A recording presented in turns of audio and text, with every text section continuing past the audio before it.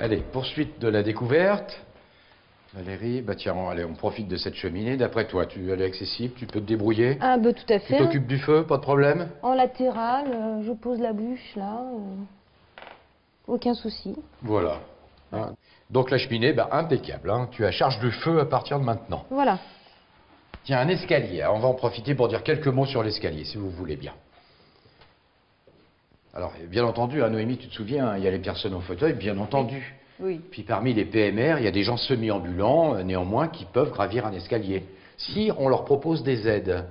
Alors tu vois, un escalier se définit par un certain nombre de caractéristiques. Déjà, bah, la hauteur de marche. Oui. Donc hauteur de marche, on va privilégier les 16 cm, et le giron 28 cm. Le giron, c'est cette cote-là, cette dimension-là. Également, pensez au nez de marche. Tout ça est réglementé. C'est bien quand le nez de marche est contrasté en couleur et antidérapant.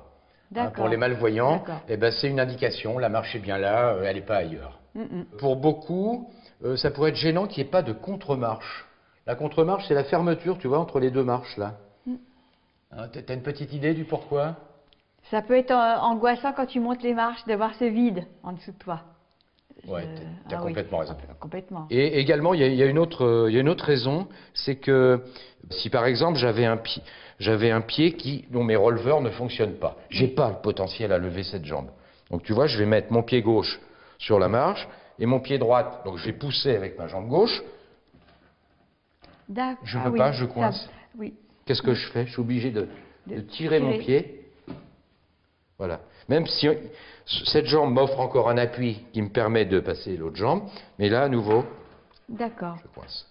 Donc l'utilité, même la nécessité d'une contre-marche. Oui, finalement. oui. D'accord. On peut plus de nos jours créer un escalier sans tenir compte de ces paramètres-là. D'accord.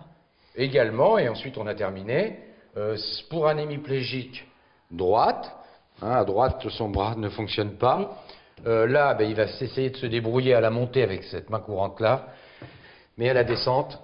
Il ne peut pas. À la descente, donc j'ai dit droite, à la descente, c'est quelque chose d'acrobatique, limite dangereux tout ça. Hein. Donc il lui faut une barre pour s'appuyer. Voilà, une main courante, et une main courante qui va descendre plus loin que celle-ci, tu vois, qui va le mener jusqu'en bas. Ah d'accord. Et avec là une partie horizontale qui donne l'information tactile, hein, la main perçoit l'info. Ah ok, je suis arrivé. S'il n'avait pas d'info, imagine qu'il soit non-voyant, ben, il peut faire la marche de plus, quelque chose d'hyper désagréable, et risque de chute. D'accord. Pour d'autres, ça sera cette partie horizontale, je suis arrivé, ouf, je respire, je me repose, et je continue mon cheminement. Je sais où je suis. Voilà. Ne pas oublier également que les nez de marche, tu vois le nez de marche, c'est cette petite pointe là, doit être contrasté en couleur et antidérapant. C'est tellement mieux pour les non-voyants et pour tous les autres. D'accord. Voilà, donc tu vois qu'un escalier quand même, hein, c'est un sujet qui a son importance. C'est très important.